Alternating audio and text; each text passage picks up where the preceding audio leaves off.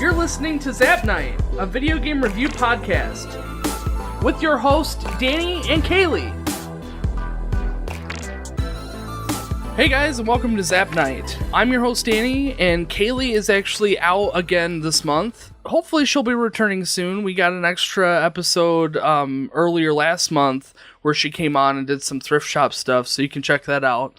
But today we have Evan on the podcast. Hello. So we are reviewing Half-Life. What's your experience with Half-Life? I love Half-Life. Half-Life has been part of my life since I was a kid. It was like one of the first games I really ever was into growing up. I never played Half-Life. This was the first time. I've obviously heard about it. It's fairly popular, and it seems like everybody's itching for a Half-Life 3 that's never going to happen. Yeah, it's probably being developed, but people just want to... Was it Half-Life 2 like the same way, where they were itching for a Half-Life 2, and then it was like it took forever for it to come out? No, it was kind of like time when they were making Half-Life 2, people were still content with Half-Life and the expansion packs and all the mods that came out, so... when Half-Life 2 was announced in 2002, it was and Half-Life 1 definitely left on a cliffhanger. Oh, yeah. So, I mean, you could tell that they knew they were planning a Half-Life 2. I don't know about Half-Life 2 if it leaves on a cliffhanger or not, but, I mean, Half-Life 1 definitely does. Yeah. Does Half-Life 2 seem like that there's an easy, continuation to the story? Well, yeah, especially at the end, because because the G-Man, he says, when your time comes again, and it's like, oh, yeah, it's something gonna happen, and then, of course, the episodes come out, and... Oh, I see, yeah. Alright, so, Half-Life 1... The original Half-Life was developed by Valve, and it was originally released on the PC, but then later ported to the PS2, and then ported over and over and over again. The release date that I had was 1998, does that sound about right? Yep. And that was just on the PC, but then the PS2 version was released in 2001. The PS2 version is kind of awful. It's really just, super glitchy. Yeah. And I played I streamed about 2 hours. When I was playing on Twitch, I would start from wherever I left off, and I would just play and quick save while I'm playing. Oh, yeah. And I quick saved it, and then I tried to continue on, and I died. Well, when I teleported back to when I quick loaded, it was in this weird spot where I couldn't move. And every time, no matter what I did, I resaved it, but I didn't save over my original game save file. But I resaved it, shut down the PlayStation, powered it back up again, and I was still stuck. So whatever it was that I did when I saved it, it just screwed up the whole game. So I had to replay those 2 or so hours over again just to pick back up to where I left off, which is just a small amount of the glitches in this game. Yeah, the PlayStation 2 version was kind of rushed because it was being made on the same time as the Dreamcast port, which never showed the light of day. So they kind of rushed it because they wanted the Half-Life port to come out, as soon as possible. So it was very glitchy, and I'm really surprised that they haven't taken the Half-Life. When I was looking for this game, it blew my mind that the only console version was the PS2. Otherwise, you could play it on Steam or something like that. But it really surprised me. Well, the engine that Half-Life was made in Gold Source, it was around the time of 2003. It got to the point to where people were ready for something new because they had gotten Half-Life, the expansions, and all the other mods that came out with Half-Life. So Valve basically shut down Gold Source, kind of gave it to the mod community, so they can make games. Oh, so it's open source now? Yeah, it's open. Anyone can make a Gold Source game, and they started focusing more on their new Source engine. So let's kind of talk about the story a little bit.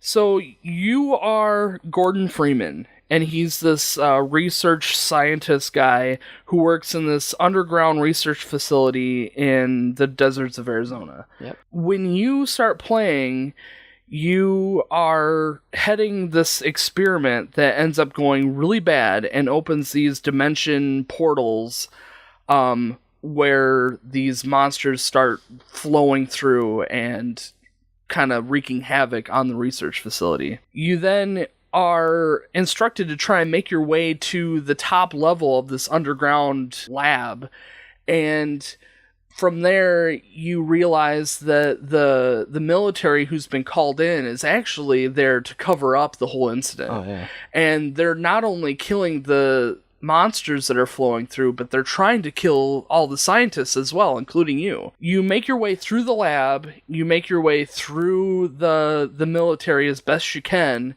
and you actually end up finding out that the military is just abandoning ship. Like, they're taking off. Gordon ends up making his way to a different sort of lab that is specifically testing teleportation dimension, like, tunnels. Yeah. He opens up a tunnel to the alien dimension and travels over and finds that they have this factory where they're producing enemy soldiers.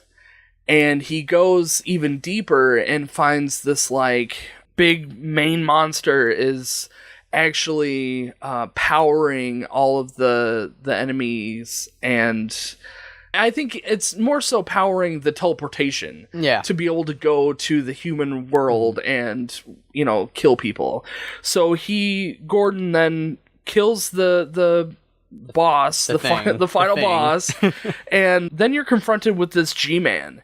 You catch glimpses of him throughout the game. You see him just a step ahead of you. Yeah, he's very ominous. Like, you would see him. And you can try and shoot at him, and you can't hit him, and he's really this mysterious character.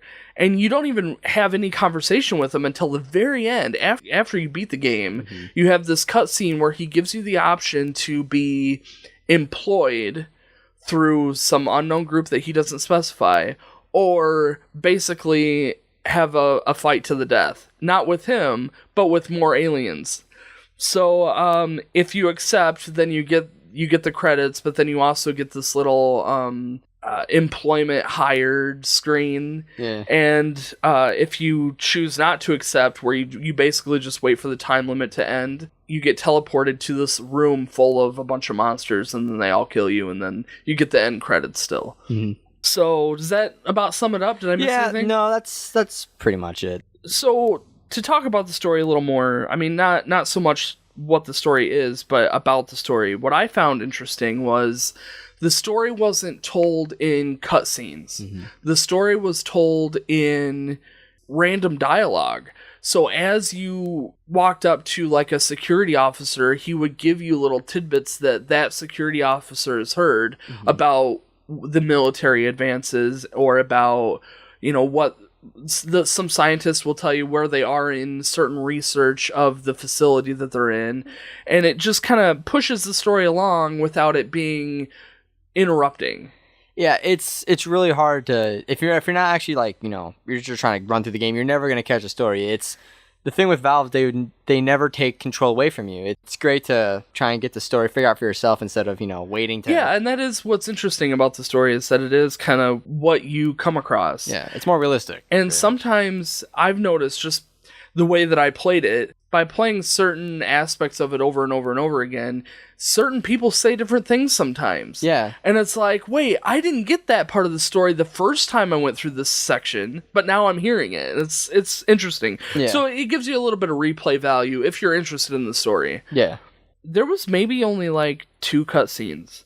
There was the one cutscene where you get captured, and then there's a second cutscene like at the very end, and that's it. Yeah. Like, those are your only cutscenes.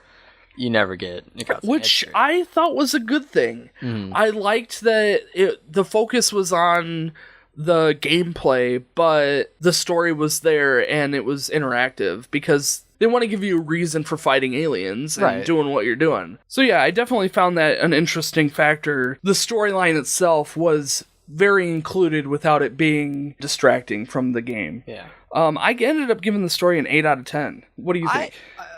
I gave the story a 10 out of 10 because, I mean, when I first played Half-Life, I already knew what the story was because I had played Half-Life 2, and they basically tell you there's this big accident and you were part of it. But when you actually play it for yourself, and I would talk to all these people and they would tell me the full story, they would tell me things I didn't even know. Because all the time I knew was like, okay, there's an accident, there's aliens, blah, blah, blah. You knew the basic story. Yeah, I knew the basic. Just enough to get you through the second game. But I knew what it was, but when I actually played it, it was more, it it was more special, it was more interesting because you'd actually got to be part of the action, you got to hear what went wrong. I only gave it an 8, only because while the story was told really well, I feel like that there was a lot of stuff still left unexplained. Yeah. You know, there was like the crystal at the very beginning that you throw into the portal, or that you throw to create this whole mess that starts it. They have no explanation of what it actually is. It's nothing. It's, why am I there? Why am I doing what I'm doing? There's no backstory to Gordon Freeman himself, not in the main game anyway. I'm sure that there probably is, but I don't hear about it. I don't know who he is, where he came from, or what I'm doing there. Yeah. They really just throw you in and they're like, okay, here's the situation. There's an accident and now you got to figure it out, you know. The crystal, the whole thing with the crystal was, it's not, even in like later games, you don't even figure out what the crystal is. It was just the G-Man brought in this sample to be tested, and you have a physical copy of the PC version where you have like, it tells you a little pamphlet. All you really know about him is that he's a theoretical physicist and that he's a research associate, and that's really pretty much it. Like, no background with military, and he's just... Well, and I read somewhere that it was left out that crystal that you throw in that makes the whole disaster happen was actually one of those crystals that was you have to destroy at the very end. Yep. And it was like, I only knew that because I read it. Yeah. But when I looked back and I looked over everything, I'm like, oh, well, yeah, it kind of is. Why didn't they try harder to make that distinction clearer? Mm-hmm. There's story loopholes, not loopholes, but holes in the plot that really could have been better explained. So I didn't give it quite a perfect score. An 8 out of 10 was still good because I really did enjoy the story. It wasn't a bad story. It could have been a little better. I gave it a 10 because it's not for really, because I didn't really pay attention to loopholes, mainly because I've played the future games, so I know what happens. But sure. For the game, you know, by itself, everything is so, like, it makes sense. Like, everything that's happening, it's not like, you know... Oh, yeah, absolutely. It's not like... They made what story they put in was very clear at what you were doing and where you were going. You know, just the fact that you knew where you were heading and why you were doing what you were doing, they made that really clear, and I did really appreciate that. With this story, I really love the mystery, because it makes you want to think, kind of like your own interpretation kind of thing. It's like, sure. Like, oh, like, wonder, like, well, how did Gordon get to this position where he was the one who had to go in? Like, sure. You know, where's the G-Man in all of this? It's, you know, who's this mysterious benefactor? Yeah. Who's like in the beginning, you know, benefactor unknown. It's like you don't know.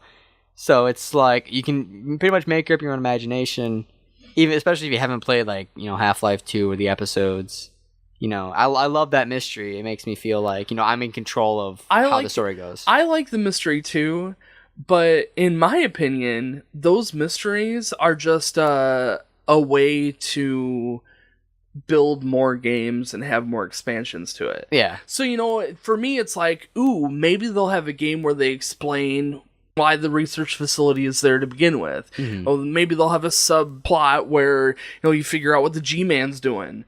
And, you know, because in this game, I don't know about future games, but this game, you have no idea who this guy is. He's just kind of there, and he's kind of there at the end, like, he talks really bizarre, and he's just Mr. like, yes. Freeman. But, I don't know, I enjoyed the story. I enjoyed, that was probably one of the highlights of the game. Yeah. Was the story behind it, and that it made it fun. Oh, yeah. So let's talk a little bit about the graphics. Now, this is kind of a funny category for this game, because I would like to think, I haven't played the original PC version, but the PS2 version seems like kind of raw. Mm-hmm. It seems like a PC, the original PC, just ported over to the PS2. So the PS2 version is what I'm going off of, because that's all I know. That's all I've played. And I know that they've made an HD version of it where they've bumped it up. Now, that said, I still really enjoyed the graphics. They weren't overly realistic, but they were enough that you really understood what was going on. Yeah. It's actually really crazy to think that people who, you know, pick up Half-Life 1 and they're like, oh, these graphics are cool. If you actually look at it, the Half-Life engine is actually a modified version of the Quake engine. Sure. And, you know, people, you know, they won't notice this. They're like, oh, you know, it kind of looks like Doom or whatever. But, like, the original, you know, Gabe Newell and Mike Harrington, they took the Quake engine and they completely, you know, redid it. They took it out, they put new codes in, and they polished it, and this is what came out. You told me that before, and I really noticed that towards the end of the game when you go to the alien planet, because Quake is very dark, it's very moody. Yeah.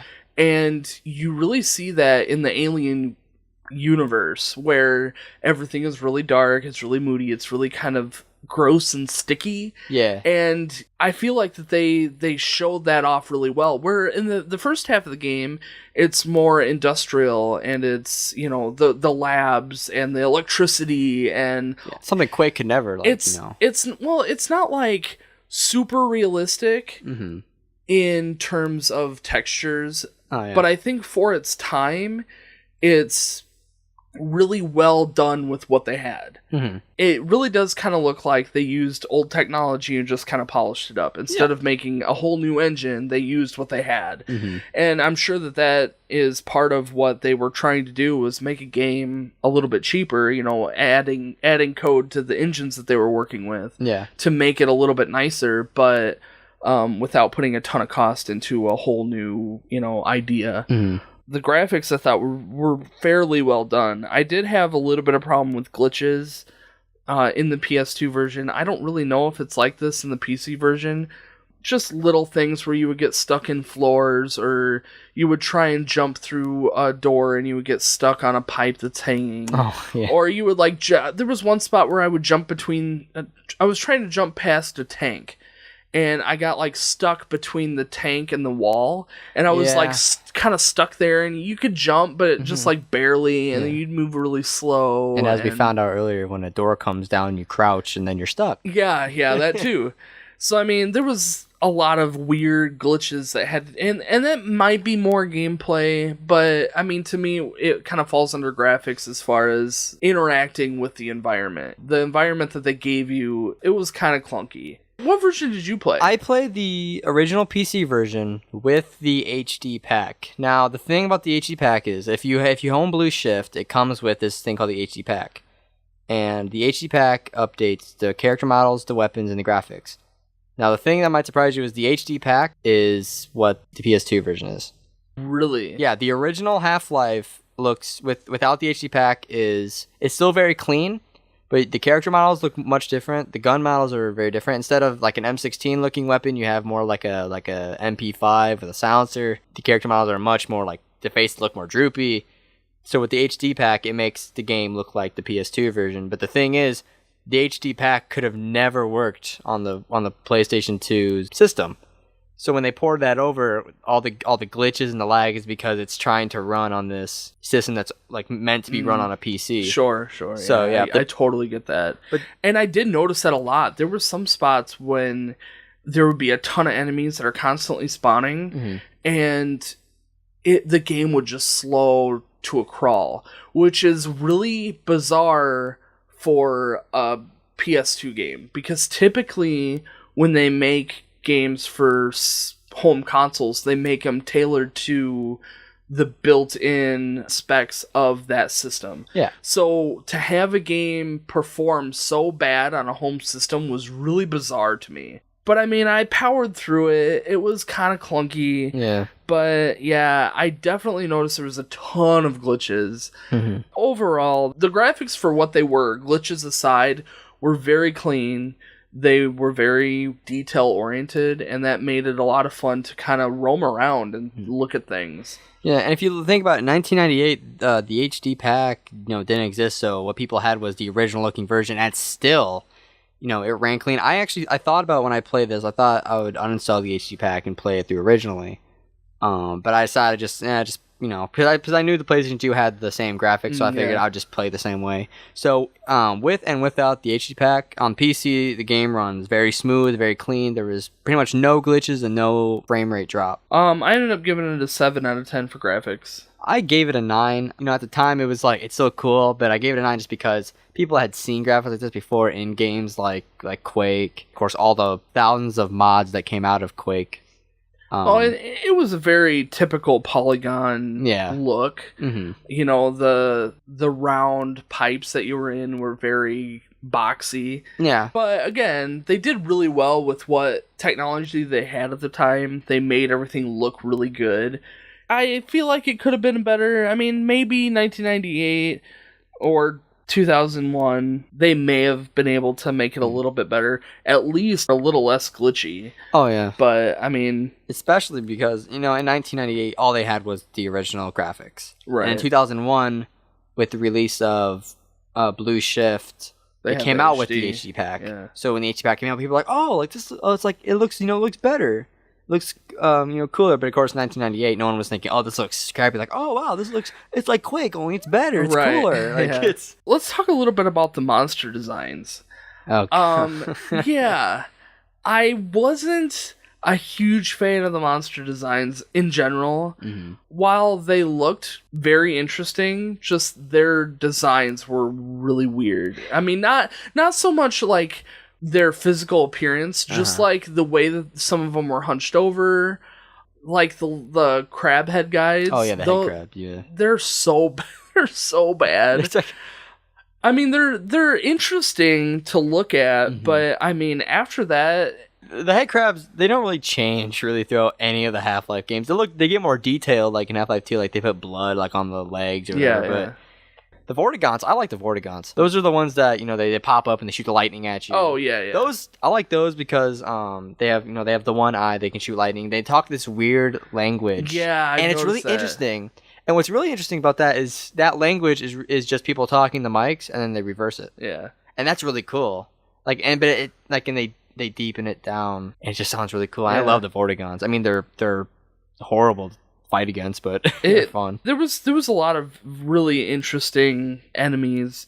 Well, and then you had the military too that had just a different style to them. I really thought that the ninja guys or girls or something, they kind of look like they might be girls. The female assassins, yep. They are so bad. I mean, that's more gameplay as far as their difficulty. But I mean, their style is smart in, you know, the all black. They look very ninja-y, but they also almost look like they're in rubber suits. Yeah, it's like skin, like tight black suits, and like if you play like, you know, PC version, they have like a little red like bandana around their head, and do they? Well, that makes them a little bit easier to see. They have like little silence pistols. And it's like, cool. I mean, the soldiers just to me look better than the female assassins because they have the typical camo, they have the gas masks, they have the helmets, typical army guys, and they look pretty cool. I just like some of them look more special. Like army people like the female assassin. I just didn't like. I think the coolest looking guy was probably the bee guy, and when he first showed up, the guy that shoots the bees at you. You know what I'm talking about? Bees. Oh, I know what you're talking about. And they shoot the bees at you. Yeah, now, yeah. If any of you don't know, I have the Half-Life 2 Raising the Bar book. It goes over the detailing of the first two games, all of its mods. And, yeah, these guys. Yeah, those guys. They look cool. Alien grunts, yeah. Those are cool. But they're statuing, and you never know, because they don't just pop up at you. Yeah, it's like, they're so big, and the bees were super annoying, but the way that when they shot and they like flew through the air like zigzag, that detail was awesome. I loved the idea. I hated those guys because they were super hard. Oh yeah. But I mean, they looked huge. They looked really intimidating. There was one time that I was walking on a platform and one of them spawned right in front of me and then dropped on the platform and fell through the floor. And I'm like, that legitimately scared me. Yeah. Those things, like, you don't see them. Those things will just spawn out and run out of the hallway. And they run fast. Yeah, they're in these eggs things. And with, you walk up to it and you never played the game before and you think, oh, if I break this egg, I can get through this doorway. Bam, this thing just comes at you. And you're like, what do you do? And you die. And it's like, you don't know what to do. I was not breaking those eggs at all, and I had no idea that those were in there. Mm-hmm. And I was walking through, there was like this narrow passage in the alien world, where there's a bunch of little eggs along this like hallway, and there's a whole bunch of those lightning guys that are in there. Yeah. And I'm shooting all the lightning guys, and all of a sudden there's one of those there. And I'm like, what the heck? Where's this? And then can't change the rules. I ended up dying, and then I went back, and I was going through that hall again, and he wasn't there. And I'm like, what is going on? Well, then later, I'm in one of those big arenas in the alien world, where you gotta make your way up the ladders or the elevators or whatever. Things. And there's those flying guys that shot the fireballs at you, and they were hitting the eggs, and one of them broke open, and that guy came flying out, and I'm like, oh, like that's where those guys were coming from. I'm like, man, I'm glad I wasn't attacking them all. Right. It's even worse if you're stuck with like a pistol or a shotgun. Those things will take forever. Especially once you get into Zen, you need to conserve like your Tau cannon ammo, because that thing will. I rarely used it. Well, okay, let's go into gameplay. Yeah. Since we're already talking about gameplay. Yeah, we're basically this is going to be the like biggest section. It usually is. It'll take forever. Gameplay, again, glitches aside, the ammo was really hard to find, I thought. Yeah. However, there was a bunch of guns that I had that I just like never used. The laser explosives, I don't know all the technical terms, so forgive me. But the like laser explosives that you could like mount on the walls. Yeah, like the trip mine thing. I loved the concept of it, but they weren't logical to actually use anywhere. And half the times the guys would just like go through them anyway and not set them off. It was they were useless. There were so many guns. That's the thing with Valve. They either give you too much or too little. Yeah. And with this game, it's too much. You have like 3 different kind of grenades. You have like 4 pistols, and it's. You know, half stuff you're not even gonna use. Like the trip mine, it's cool. Like it's different when you're going up against them, like you have to dodge them. Yeah. But it's just not really fun to use when you have them. What was really cool was the Hornet gun. Yeah, I loved that. I thought it was so cool, and the graphic for it too is like this weird alien arm that's like pulsating, and it was creepy and it was awesome. Yeah, and the bees it's such a weird concept of your ammo is bees. Like, it's so weird. It's such a weird concept. It made it super neat because they would almost like hunt you down when you shot them. They would like go out and actually hunt you down. It didn't do a whole lot of damage, so when you were shooting somebody with that gun, you would have to fire a ton of them out. Yeah. I don't ever remember even collecting ammo for that thing. It was like I picked it up one time and I'm like, dude, this is awesome, and I shot it off and I like never used it again. Yeah, when I played, I know all these weapons, but I never really used, like the alien, like this Hornet gun or like this, like the explosive like little backpack thing you can throw. Oh, I never used that. I never used that either because it's like you have to set it off by yourself, and it's like it's kind of weird timing. I'd rather just throw a grenade because I know it's gonna go off in 3 seconds. Everything had a different purpose. Like the little remote packs I liked because I could... You can cast the traps. Right, yeah, and that's the idea. So when you're quick saving and quick loading over and over and over again, you start to realize, okay, well, there's an enemy always around this corner, so if I throw a little backpack over here and I run away, I can kill him and then quick save it again. Yeah.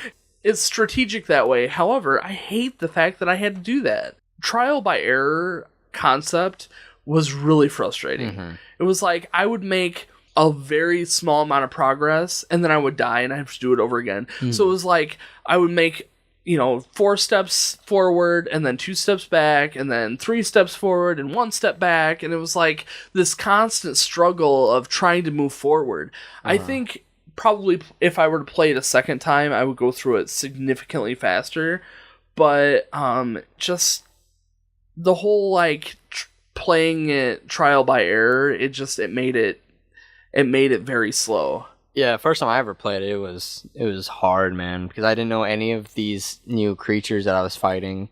I didn't know any of these weapons I was using. I didn't know any of these locations. So I started playing it over and over and over again. Yeah. And now it got to the point where I can basically just run through this game and it's like, hey. Yeah, no big deal. Yeah. Sure. What I did like about it was the progression. The difficulty progression was very steady. You start off and everything's fairly easy and simple, and then as you progress, you get more weapons and you get more enemies that are doing different things. The tanks were a pain in the butt. Oh god. There was a few spots where enemies just kept like spawning in. Oh, yeah. Where you would have to like sit and like keep firing them. They would give you like a little machine gun, like a mounted machine gun to fight with, and that was clunky to try and use. I was better off just stocking up revolver ammo and just walking up and shooting them point blank. It was a lot faster. What weapons did you use the most? Well, for the first part of the game, I pretty much used the pistol and crowbar for head crabs, the shotgun for vortigons and the bull squids, and then the machine gun for the HECU soldiers and the hound eyes. Once I got the Tau cannon, I pretty much just used that and I kept recharging it. I probably should have told you this when you were playing, but if you use a Tau cannon, if you shoot it and then you hold the secondary fire, you will spin it and it will recharge about 10% of your ammo. I didn't know that. So what I would do is I would use that, and that's how I pretty much got through Zen. Was I would just, especially the alien grunt things, those big things. Yeah. Shoot it twice, it's dead. Yeah. And that's what I used against the final boss. So just you jump up and just. Yeah, that's. So the final boss, he was a really interesting fight. Like, you first had to destroy the crystals along the top rim, and once you did that, then you could actually attempt to kill him. The biggest annoying problem with this guy was he would shoot these teleporting orbs at you that would teleport you to a different section of the arena. Yeah. And it was so annoying. Like, I ended up just quick saving, and when I made a little bit of progress, I would quick save again, and then I'd make a little more progress and quick save again. But in the meantime, every time I got teleported somewhere, I would just load it back up. Because there was no point in going through that. Yeah, it's annoying. It's after horrible. You've gone through it 3 times, he keeps sending you to that same room with, like, water. Yeah. And then the second time you go into that room with the water, there's the big, huge guy that shoots the fire at you. Yeah, the and he would destroy me every time I went into that room. So there's no point in going in that room. I may as well just quick save it, and avoid the teleportation orbs. Yeah. And, just try and make a little more progress. I flung up a few times. All I had left was a little bit of revolver ammo and the 2 different guns that took the, like, battery packs. Yeah. And I ended up using up all my revolver ammo. I had like 25 for health. I felt like the final boss guy, he was just shooting like one little orb at me. And he wasn't even sending out the teleporting things anymore. So I'm like, okay, he's got to be almost dead. Right. So I quick saved it with only 25 health. And I ended up jumping up, and I hit just the right little jumpy platform and managed to get above him, and I blast him away with the big charging one. Yeah. And that finally did it. And it took me like maybe an hour or more, an hour and a half, to actually beat him alone. Oh, yeah. Just because he kept teleporting me. Yeah.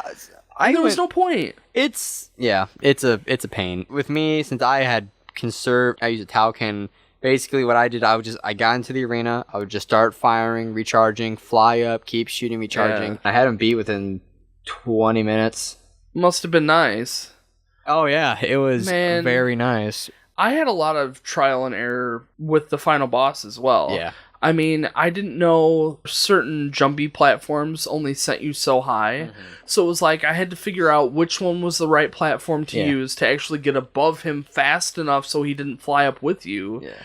And then it was like, how do I dodge the teleporting orbs? And how do I dodge the little laser orbs that he shot? And it's like, all these little things just added up, and I spent so much time so frustrated.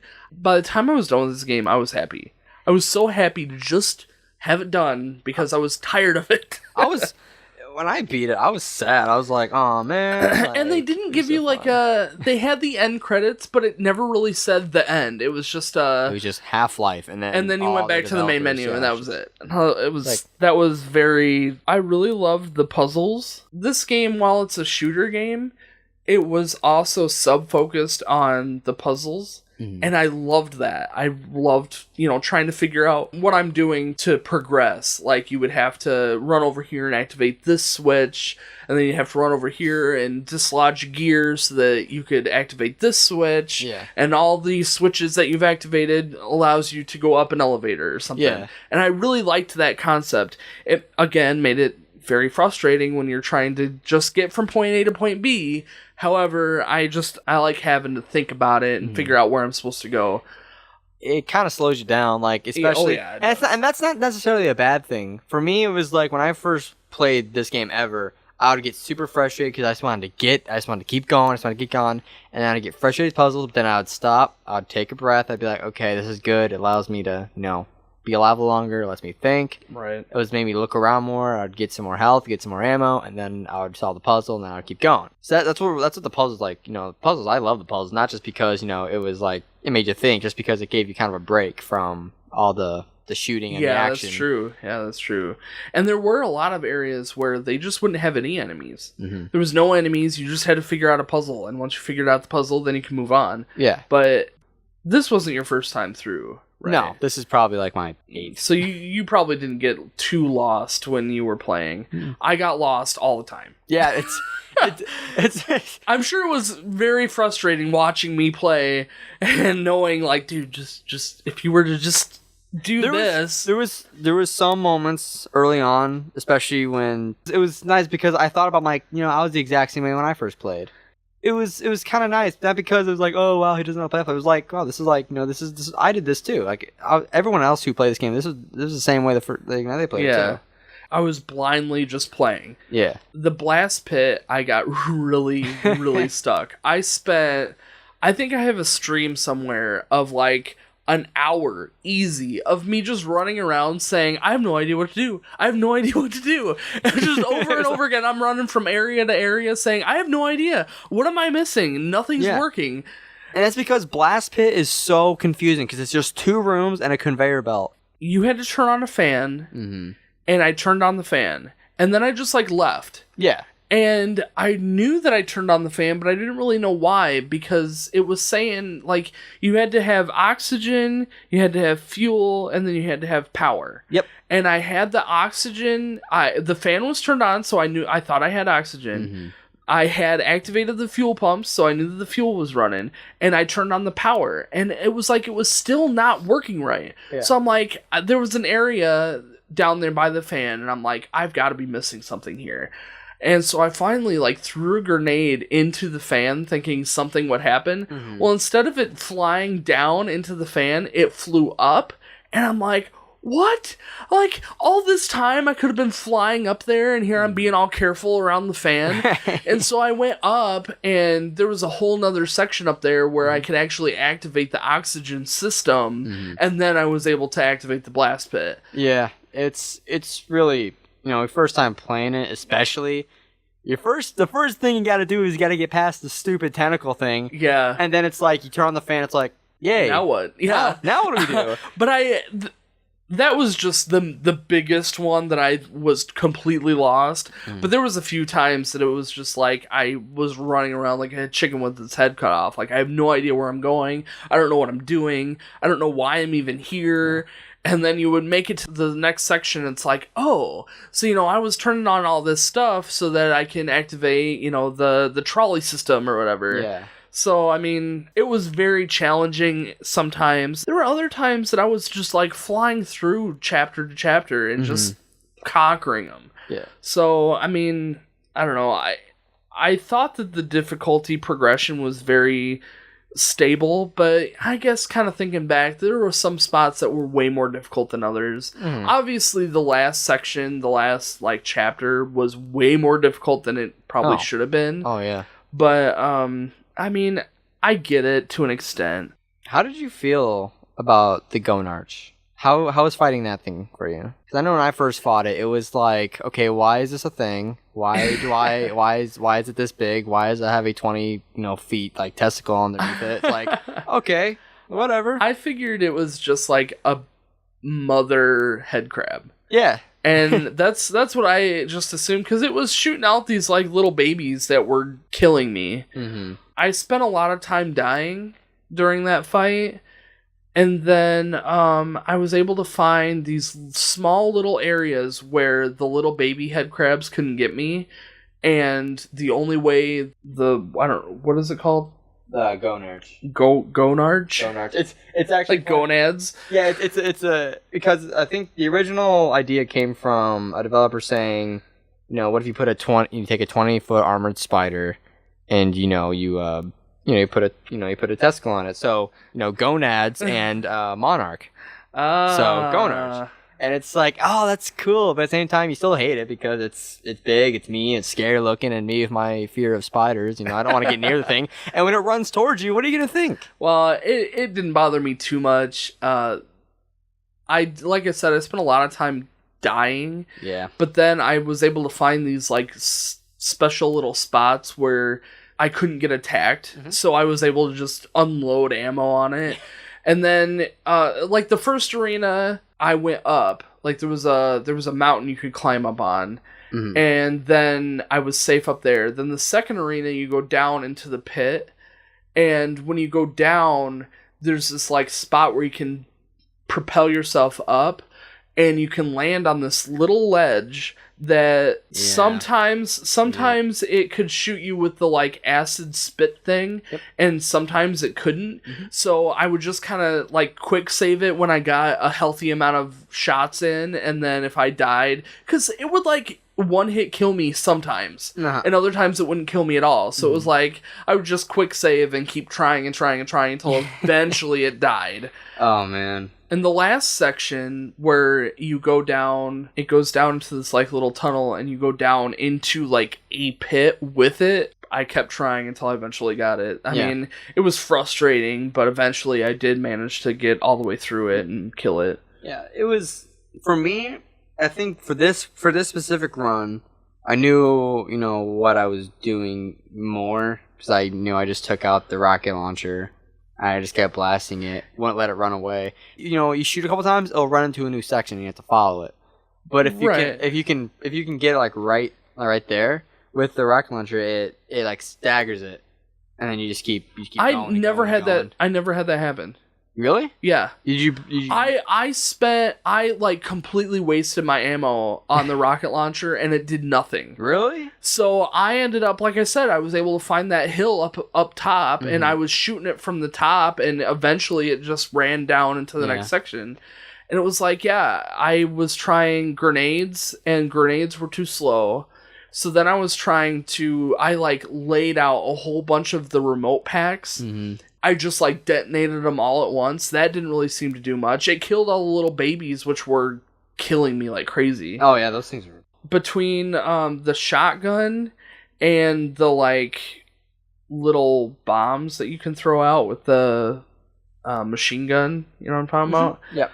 Those were like the only way that I was able to even hurt it, and even then it took forever. And I'm still wondering if it's the PS2 just being glitchy. It might. I mean, it was, like I said, it was a really rushed port. I don't think it was really bug tested that much either. So. You should have seen. You'll have to go back and watch somewhere where I'm swimming through the water with those water guys, because it's so bad. That enemy was just a glitch mess, because when he would show up, he would like make that ar, ar, ar, ar noise, and he would just like he would like teleport, kind of like he was so glitchy that he wouldn't swim around. He would just like go ar, ar, ar, ar, and then like teleport to one side or the other of me, and I could just sit there and like shoot him, and he was no big deal. It was so weird. It was so glitchy. Yeah. Especially the first time that I saw him, when you are getting that weapon that was in that cage, and then the cage would fall down.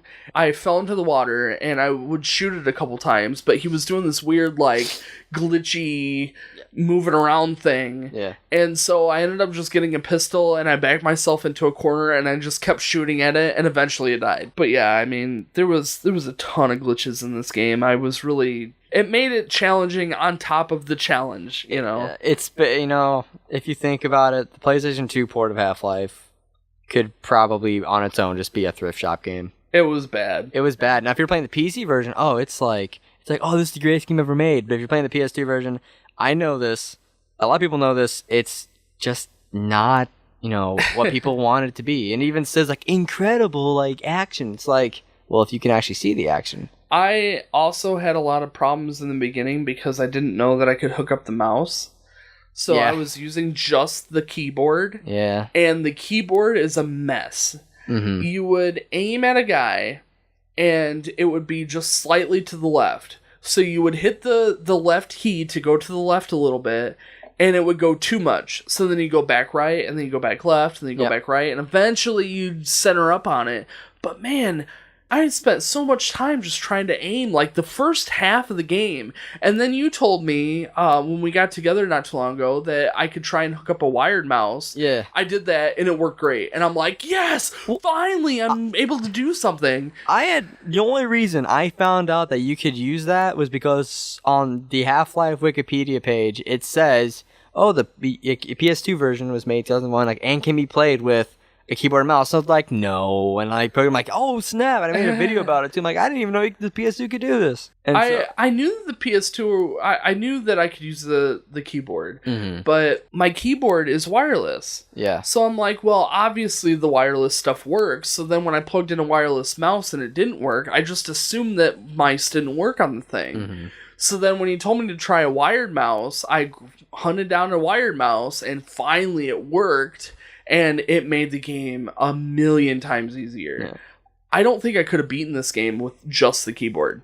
There would have been no impossible. Way. Especially with the last, final boss, you have to be, spinning quick. You gotta, especially when you're fighting the gargantuas, you gotta be able to aim fast. And the lock-on mechanism in the game is functional, but without a mouse, it didn't really help much. Like, you could do it, but it was clunky at best. See, I wasn't used to playing Half-Life with a keyboard and mouse, especially on the PC version, but I wanted to play the PC version just because.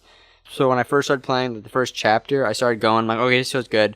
So I tried with a PS4 controller, because I have the PS4 thing, and I started playing, and, just doesn't, feel right. So I went back to keyboard and mouse, and I played the rest of it, and I really like it now. Yeah. Because I can play Half-Life 2 with a keyboard and mouse, but I don't know. Half-Life it felt more weird with now I'm used to it, of course, but at the beginning of it, I don't know, it felt weird. So what did you give it for gameplay? I gave it an 8. Really? Yeah, it was because, all I had known, for the most part of my life is Half-Life 2 and Source. So, and I love the gameplay. The gameplay is great. There was just some things about it that was, it was hard to think, this is where Half-Life got its start. But, I mean, I gave it a 9 out of 10. Yeah. I thought that it was... I don't know. I really liked the puzzle mechanism was really great. And while the PS2 version is super clunky, I understood that it was just a clunky PS2 port. Yeah. So, I mean, I put that aside, and I looked at the game as a whole, and I really felt like that the gameplay was very well done and very well thought out. I loved all the different weapons. I loved the uniqueness of some of the weapons.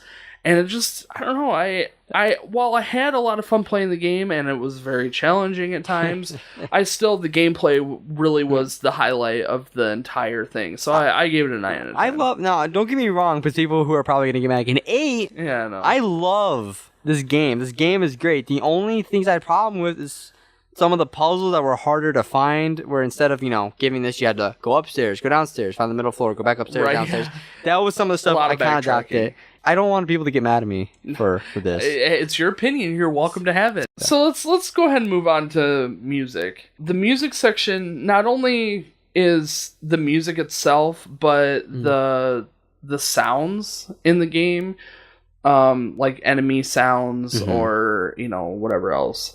And I'm just going to say, I see you excited. I'm just going to say it right out of the bat, I only gave it a 4. Aww. Yeah, right out of the gate, no. I only gave it a 4. No. Okay, so here's my problem. And it could just be the PS2 port, so it may not be a fair score because of the version that I played. However, there wasn't any music in it. There was very, very, very little music in it. The PC version. It's there. It's it's nice. You hear it. It helps you. It gets you excited. And what music was there was great. Yeah. And every time it would play, I'm like, yeah, I'm pumped and I'm ready to do this. And yeah, this is awesome. But 90% of the game was no music. No music. The sounds of the enemies were really cool. like we were saying, some of the like the backwards talking sort of thing, and the military had the like radios where they're like, keep moving forward, and it was really like robotic and weird. Forget about Freeman. Yeah, and it was weird, but it just, I don't know, I enjoyed that part of it. It was too quiet. I was really annoyed that they had awesome music and it was never used. Yeah. And it drove me crazy to just be walking around this place and all you can hear is the echo of my footsteps, and that's it. I love the soundtrack for this game. It's great. The opening themes. The music in this game are very electronic. Yeah. And, you know, when something's exciting, it's very upbeat. It makes you pumped. And when things are kind of like more scary, kind of more downbeat, the music is quieter. Like it's, you know, it's slower. And it really works to the effect of what's going on in the game. Absolutely. And it's so good. So I had to give the music a 10. It's so good. This is I said this earlier, this is the best soundtrack for a game. The second best I've ever heard. The first being, don't get mad at me, Sonic 06. Bad game, great music. I think, and that's the number one reason why I docked it so low, because the music that was there was awesome, and they never used it. And again, it's probably just the PS2 port. I completely accept that. However, that was the version that I played, and that was my experience. And my experience was a 4 for music and sound. It had a lot of things going for it. I mean, there was times you would get outside for the first time, and it would be like this kind of airy sounding music, and it was like, oh yeah, this is awesome, I'm outside, it's like, you know, there's probably enemies out here. It's like music that gives you like a sense of relief because you get out. Exactly. But at the same time, it's like okay, but you're not out of the woods yet. And it's like they played the track like once through maybe, and then it was it, and then I didn't never heard it again. Most of the songs in this, they would play it to its full entirety when the section came up.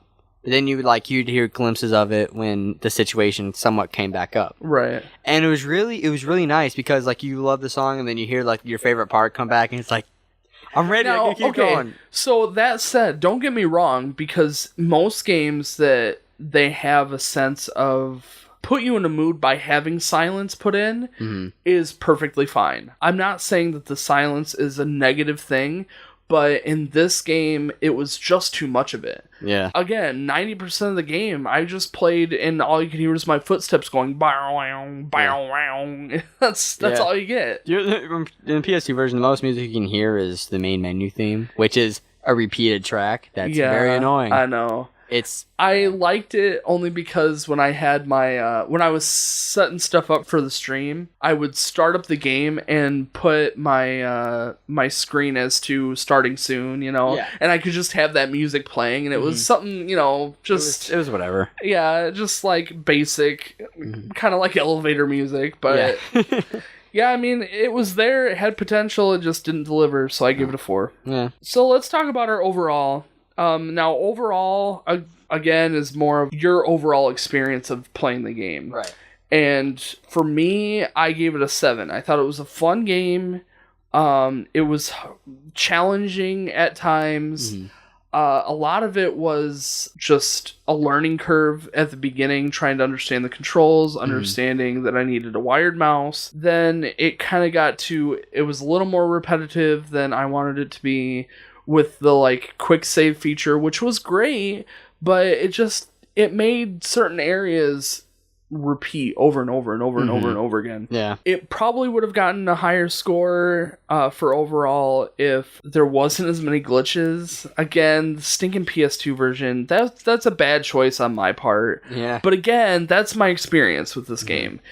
And I mean, it is what it is. That's the version that I played, and this was my experience, and I was able to get the story in, I was able to get the gameplay in. I think if I were to pick up a PC version of it and try and play it through, I probably would have a little bit more fun, and I would understand why you love this game so much. Oh, yeah. But for me, it was just kind of, It was good. It was fun. I had a good time. Yeah. But I'm glad it's done. Yeah, but it's like, all you can say at the end of the day is, if you're on Half-Life, it's $10 on Steam. Yeah. That's all I'm gonna say. Yeah. I should have done the PC version, but it's all right. So I gave overall score 7 out of 10. If I didn't say it already. I gave a 9 out of 10. I I love this game. It's probably one of the, more better looking games I've played. Of course, Half-Life 2 with its engine, but this game, it's fun. It's challenging when it needs to be challenging. The puzzles are great. The music is great. The characters. The thing about the characters, I kind of wanted to go into when we were talking about gameplay. Mm-hmm. The characters that you see in Half-Life, there's so many. The scientists all look the same. The security guards all look the same. It's not until Half-Life 2 when you get specific characters. Yeah. When I think of characters in Half-Life, I think of Gordon Freeman, G-Man, and that's really it just for Half-Life. I mean, you get introduced to like some others in the expansions, but just for this game, it's all you really know is just Gordon and the G-Man. And yeah. So, the characters, they probably could have added some characters that you see in Half-Life 2, like Eli or Dr. Kleiner. For Gordon, I love Gordon's character. I love the silent protagonist. It just makes him much more cooler. It's just, the guy who knows what he's doing, but doesn't talk. Is there a chance for you to actually see him in game? Nope. The thing with Valve is you never show Gordon in game. The most you'll see is cover art. You can see his character model if you play like Gmod or whatever. Well, and when you play the head-to-head. Yeah, when you play the head-to-head. Yeah, but like in story mode in game, you never show Gordon Freeman. And I thought it was funny because there was a couple spots where they had mirrors, and it's like they could have had a reflection in there. It wouldn't have been that difficult, but nope, you couldn't. No Gordon Freeman. I kind of like that about him.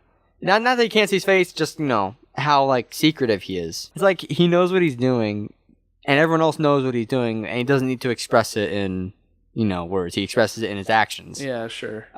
Especially in this game when he makes his way to the Lambda complex to go to Zen, or when, like, in the beginning of the game when you're doing the whole experiment, his character is just, it's like he's influential, but he doesn't talk. Yeah. So how does that work, right? I think it's the way that the other characters like look to him, talk to him.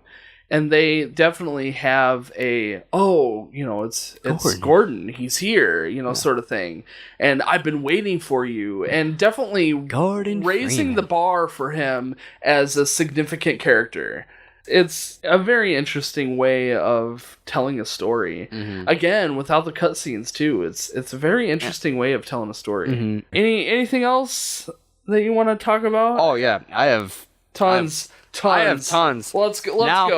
Okay, so throw it on the table. First thing I want to say about Half-Life, these two games, 1 and 2, of course, we're talking about 1 here. There's so much that was taken out, but people can still find. In 1997, after they're like halfway through, kind of finished product, they decided to start from scratch and start over again because the game still looked like Quake. But they had these discs that they would give to beta testers and gaming magazines. Well, in 2012, one of these discs came up on eBay and someone had bought it for like $700, and they took all the assets and they put it on Reddit. So anyone could download these, and in the files there was like websites to links that were dead. There was interviews, there was promotion videos, but there was an actual playable game, and it looked very Quake-ish. But there was so much difference. Like in the beginning of the game, you work your way to the experiment, and then it happens and everything else. Right. In the beginning of the original story, the resonance cascade was implied. Like, you basically started off, you were already in the thing, everything had already gone wrong. Oh. And you were basically next to the scientist freaking out, you already had a pistol, and then you just start playing. And I've played it. I've played the leaked alpha. And there's so much stuff that was cut. For instance, there's 5 enemies that aren't even in the game anymore. Wow. There's except for one, there's this little thing called the Chum Toad. And if you ever play Blue Shift or Opposing Force, you can find them. There's this one alien called the Kingpin. And the Kingpin basically was this like slug that had these 2 claw thingies. And it would kind of attack you like that. Actually, it's really interesting to look at the game. A lot of the monsters were inspired by Stephen King's The Mist. You look at all these monsters and it's like, I've seen this like kind of like in The Mist. And there's just so much that's cut out that you would, you look at it, it's like, that'd be kind of cool if it was in the game. And see, and that's what I had a problem with this game. You kind of notice some of those things that have been cut. And that's why I gave it a lower score on story too, because you could see that it was missing some of the stuff that had they added it in, it would have made it so much more of a full game. Right, And I look at the leaked alpha version, and I look at what the story would have been, and it's like one of those things where it's like, it's not like the grass is always greener kind of thing, where it's like you look at the story like, oh, that'd been really cool, better than what we actually got. Yeah. But if we got the alpha and now what we got, we'd be looking at the same way. Right. Yeah. But yeah, there was so much cut out. Not just in Valve's beginning, they were making 2 games. They were making one game, Prospero, and a Half-Life. And Prospero was going to be this cool story adventure game, which eventually became an MMO. But then they decided to kind of junk Prospero just to work solely on Half-Life. A lot of the artwork that they took from Prospero became Half-Life. The beginning Half-Life wasn't even in the Black Mesa research facility. It was in this bunker. You were this military personnel in a bunker, and you were doing an experiment. Something just went wrong. That's weird. Yeah, and it's really weird to think that's what it was going to come to. You went from this military, just straight military game, to this scientific, game that turned out to be Half-Life. And you look through the files of just the finished game and through the leaked alpha disc, you see all these cut characters like the Kingpin, Muddy, Fastwalker. And then what Gordon Freeman was supposed to be, which was this bigger dude with this big old beard, and his name was Ivan the Space Biker. He was hard to look at. Then there was a bunch of cut chapters that actually, they were 2 separate chapters, and they become one, Office Complex. That was originally 2 chapters, Security Complex, and what would be, Outdoor Intervention, which would have been, you go from Security Complex, which was all the security personnel, their bunks, their guns, and then you go outside to the Outdoor Intervention, and it was the scientists would go take their breaks, and that's where you'd fight. And eventually it just became the Office Complex, where it was the scientists, their office places, and then their little room. Break room, yeah. Yeah, the break room. This game, it's amazing to see how much was cut out. It is really neat to be able to have proof of that, some of that concept, and be able to see the evolution of a game, from the beginning. That's really interesting.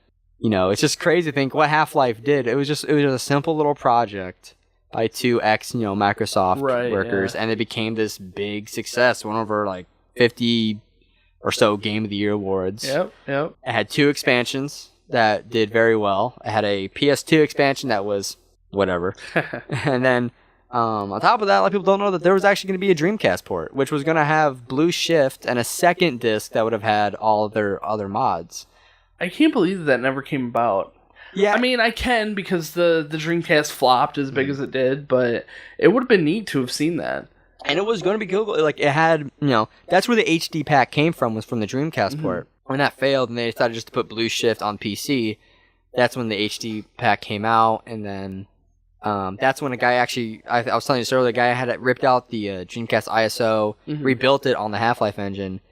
And so you can play it on PC, and it looks amazing. So yeah, I love this game, man. My gaming life would be so much different if I had never played Half-Life. Now I'd probably be stuck as a Halo, Call of Duty, FPS bro, So let's talk a little bit about some of the stuff that we just got done streaming. The extras on the PS2 disc. Oh, this is where the podcast gets negative. Okay. So one thing that comes in the PS2 version of Half-Life is the expansion pack Decay, which you play as Dr. Green and Dr. Cross. Which is kind of like an extra story set. Yeah, and that's kind of like what Blue Shift and Opposing Force are. Yeah. Only this time you're actually involved with the experiment. And in the Decay, you play these 2 doctors who prepare the experiment for Gordon. When it all goes wrong, their goal is to get Dr. Rosenberg to the surface so they can all escape. Now, from what we played dual access, and then the hazardous course, which took us 15 tries to do the hazardous course, because you would have to actually do the hazard course to open the doors. You had to try jumping through goo that would kill you pretty much instantly. Yeah. And then just, all the monsters and all the tricks, because there's also this one hall with 4 to 5 sentries on the ceiling that we didn't know how to shut off. We would just run through and jump. I hated it. It was a lot of trial and error on this one too. And that's how the whole game this whole game has been that way. We played that, what was it, the second or third chapter? Yeah. Over and over and over again until eventually we beat it. That's how I've been playing this entire game. It's been that way. I would get through a very small section, finally get through a very small section, save it, and then I have to start over again. And it's trial and error. Eventually I'll figure it out. And the worst thing with Decay is There's no such thing as checkpoints or quick saves. Yeah. If you die, if one person You gotta dies, start all over or again. Rosenberg dies, you have to start from the beginning of the chapter, and that Which was made it a frustrating. lot of fun when you wanted to just kill somebody. Yeah, just kill as soon as that we started, scientist we would just kill Rosenberg, and then it made you feel better about your life. We had the head-to-head section where you Head-to-head. pretty much conquered. Like, Yeah, I think I killed you, 4 times Something total? like that. I don't know. Head to head. Head to head is basically the dumbed down 1v1 version of just Half-Life Deathmatch. Yeah. And the maps are much shorter. The guns are there, but it was like hard to like look at, especially when you're playing someone on a PC versus, someone on a controller. Yeah. It was harder to play, and it just felt like wrong. Like, it was hard, and it was like, it was kind of like cheating, because in Half-Life Deathmatch, the guns are more hard to find, so you're basically just stuck with your pistol and your crowbar, and then your bow, which is what you spawn in with. Well, in this game, you only get your crowbar and your pistol, and then you have to look for everything. And everything is abundant. I mean, and you once just walk around a little bit, and you're just collecting stuff crazy. Once you get something too, like either way, if you kill someone, all their stuff drops, so you'd have it. So, like for me, I would kill you, and then I'd have all the guns, and I'd have I'd have max ammo. But I only use, like the shotgun, right? Yeah. Or like the RPG, which I admit was unfair, because that gun just should not be in multiplayer, because it's too easy, especially with the laser like directing missile. Yeah. You can't really escape from it. I mean, if you're playing the PS2 version, it's really easy to escape it. But if you're playing the PC version, with it was still kind of fun. I enjoyed just being able to play 2-player more than anything. Mm-hmm. I mean, just to have both of us, running around and doing stuff, that made it fun. I was saying while we were playing, I would have liked that all of Half-Life just been a 2-player game. Like, that would have been fun, just to run around some of these worlds together and, help kill enemies and, Well, actually, that's funny you should ask. If you have Half-Life on your Steam, there's a game on Steam called Sven Co-op, which is the Half-Life 1 story co-op. Really? Yes. It's the same thing with Half-Life 2. Half-Life 2, there's a game called Synergy, which is Half-Life 2 co-op. Interesting. That's cool. That would have been interesting to play. Yeah. To play, like, just you do that, because then, I could have, like, babysat you across the way. I don't know. I enjoyed playing it. Mm-hmm. Half-Life, it was fun. Yeah. I mean, as many negative things as I said about it, it still was an overall a fun game. Yeah. I'm not a shooter guy. I'm not a shooter game guy. I noticed. And that's what made this fun, was because it took me out of my element. Yeah. And it goes back to the very first episode 000. Yeah, I know. It's like, oh god, I don't know. I crossed the line at like Call of Duty. It's like, oh, here we go. Like, this is the first time. It's like, I really do. And I was sincere when I said that in that episode, that I wanted to play more things that are outside of my comfort zone. Right. And this was definitely that. It wasn't a game that I would normally pick up. I do enjoy these games, and I had a lot more fun once I finally figured out what I was doing and how to play. I legitimately had a lot of fun playing, but there was a handful of setbacks that made it more frustrating than it should have been. I was still having fun, but I was having fun while I was frustrated. yeah. So, I mean, not a bad game. My total score was a 35 out of 50, and yours was what? Mine was a 46 out of 46. So that gives us an 81 out of 100. So that's a good B. Yeah. I think that's about right. Yeah. We were both playing the PC version. Things might have been different. I probably graphics would probably be a little higher. Graphics would have been a little bit higher. Music would have been a little bit higher. Probably my overall would have been a little bit higher. So, I mean, we might have been able to bump it up, maybe another 10 points to bring it up to an A, maybe. But I don't know. I think a B is a fair score, at least from my experience of playing it. I haven't played it more than once. So, I mean, just playing it one through, playing it blind, and playing the stupid PS2 version, which I suggest no one do. Yeah, and that this is just gonna sit on your probably shelf and just collect dust. I'll probably never play it again. Oh, well. But I might pick it up and play through the rest of Decay just to see what it is, but I'm not like super interested in it. So I would be more interested in playing Half-Life 2 eventually. Oh yeah. Oh man, Half-Life 2 you're gonna like. And the thing was, now we didn't mention this already, but What time did you get for Half-Life? Like, how long did it take? Oh, I didn't actually calculate it. Okay, well... I'll do that. You talk. Okay. Since I've played Half-Life and Half-Life 2 so much, I've kind of learned where enemies are going to be and where everything is going to, pop up. So I can just kind of get through this, and I don't even have to kill anything. Right. So, like, playing Half-Life 2, people who know Half-Life 2, I can get from point insertion to Black Mesa East in probably 30 minutes. Wow. And that's 5 chapters. I can get from Ravenholm to Nova Prospect in probably another 45. And that's just because I've been playing this game since the Xbox version of Half-Life 2 pretty much came out. Yeah. And yes, unfortunately, that was the first time I played Half-Life 2's Xbox. But the actual Xbox version of Half-Life 2 is much better than the Half-Life version of the PS2. Alright, so I played about 18 hours. I was expecting to play it for maybe 12, so 18 is about accurate for what I was expecting to play. What'd you do? I had 2 hours, 59 minutes, and 49 seconds. Jeez, man. What were you, speed running it?